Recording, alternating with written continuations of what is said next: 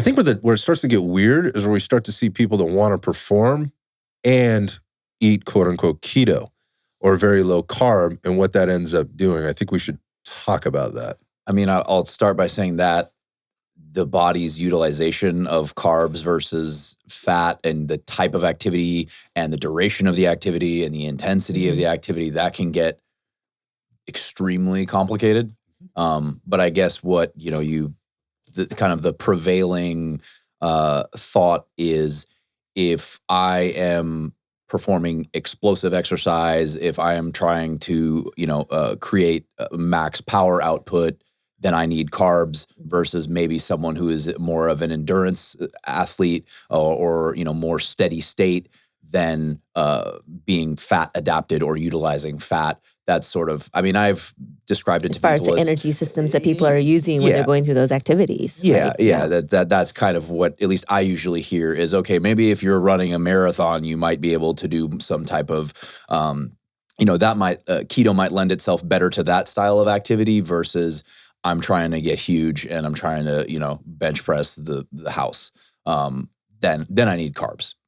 But how accurate, that is, that can get very complicated. Yeah, it can. And so again, there's no one size fits all, and there's a personal formula for everybody here. So let's look at it this way. So if I wanted to eat that style, like let's say lower carb, higher fat, right? And I'm trying to perform, I'm trying to get gains, I'm trying to build or maintain muscle.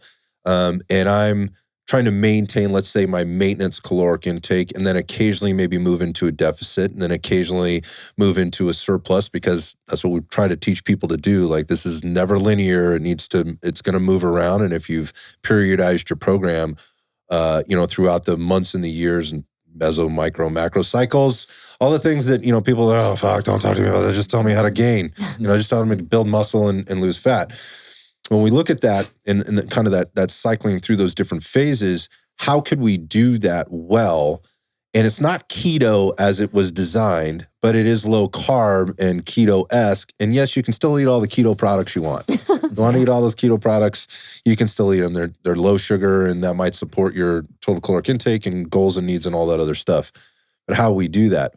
So I think the first thing that comes up for me is, like, if I'm trying to build or maintain muscle, Scott, you guys have been telling me for years now how important protein intake is and how I need to make sure that I'm taking in enough to maintain and support what I've got. And specifically, if I want to build, I need to be at a certain amount. And we generally recommend most people trying to do that eat about a gram, aim or shoot for about a gram per pound of body weight.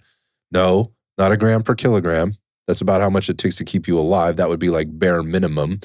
And in the original keto diet, we're teetering very much on the side of not enough to do that. But however, again, this was made for medical intervention. So you take the life vest, you do what you need to do for a while. It's an extreme measure. It's an extreme measure to, in this case was epilepsy, or in some cases maybe you're going to die if you don't lose weight.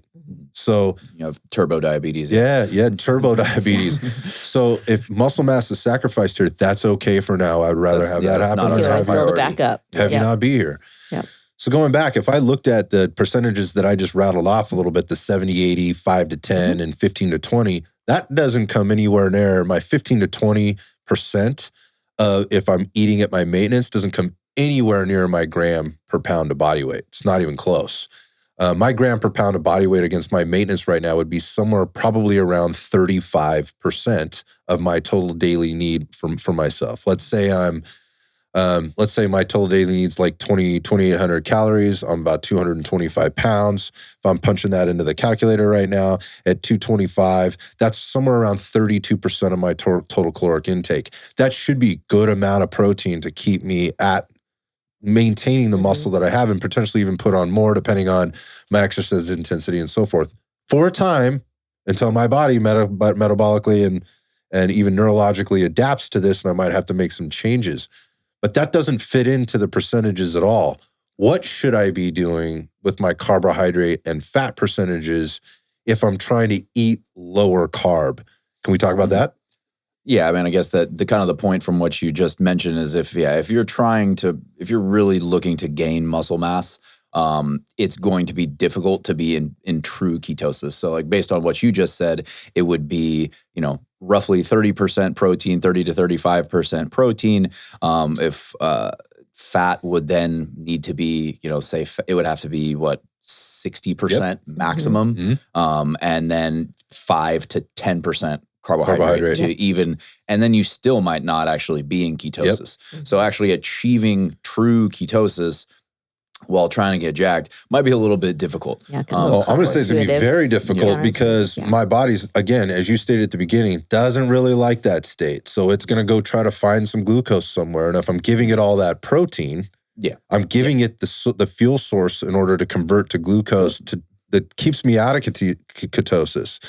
Right? So, thinking that you're going to eat a gram per pound of body weight at your maintenance, keep your fats at, more like 60% of the total and your carbs that low, and think that you're going to be in ketosis, a state of ketosis, I'm going to say no. What you're really doing is more of like a low carb approach, which you can definitely do that. That can be a way that you can maintain building muscle mass while also mitigating the amount of body fat that you're gaining at the same time. So what I have recommended to people in the past is more of a targeted keto, which is really, that's kind of a misnomer. It would be more like a targeted low carb, where you are having your carbohydrates for the day around your activities, either before your workout or after your workout or both. And then for the rest of the day, you are very, very low to no carbs. Yeah. So if your goal is, say, 50 grams of carbs a day, which would be fairly low for most people, right? If your goal was that, what you're saying is, like, let's say your workout is at 6 o'clock at night, right? After work, you work the 9 to 5, come home. You come home after that, you go to bed, start your day, go all over again. So you would be maybe stacking, 25 grams of carbs at between the hours of 3 and 5 o'clock, right? And then after your workout, maybe having another 25 grams of carbs to support and recover from the workout that you did. And then any other meals, any other snacks around that would be virtually carb free. It would be higher fat and protein, and that's how you would be managing your day. And it might be a little different if you didn't have a workout, right? So if that was your 3 days a week, that was your Monday, Wednesday, Friday, maybe that's your Monday, Wednesday, Friday routine. But on other days, you wake up in the morning and maybe you hit a little bit more carbohydrate to start the day. You have 20 grams there, then 20 grams at lunch, and then you eat very low carb at night at 10 grams or whatever that happens to be, which was like going to be like condiments, at that point on your protein and fat. Yeah, 4 drops of ketchup. You need to track. So that was a half a packet, not a full packet. Yeah. That's really important thing to understand if you're trying to do this. And again, if you're trying to eat and be in ketosis, just understand that the amount of protein, if you overeat your protein, right, it's going to take you out of there. You're not going to be in that state. And the only way to know if you're in that state is to use some keto sticks, right? So it's a process by which you can, I think they're doing it by breath now as well. Like there's devices that can measure there. You can measure by breath, you can measure by urine, and that will tell you kind of where you're at. Keto sticks are easy to buy. They're easy to buy and easy to find. But again, just understand, like, okay, well, I had a little bit more protein than I was supposed to at that meal. Guess what that does? Throws you out of keto. And then how long it takes you to get back in is all based on your body's ability to do that, based on how much extra you spilled over into the carbohydrate generating process. So again, gluconeogenesis. Or again, if you had a beer, expected probably it might take weeks to get back into, a week or more to get back into that state of ketosis. Drank a loaf of bread. Right. More or less. Pretty much. Yeah. It depends on how much alcohol was in that IPA. Was it the double, the triple, or, the stout or whatever.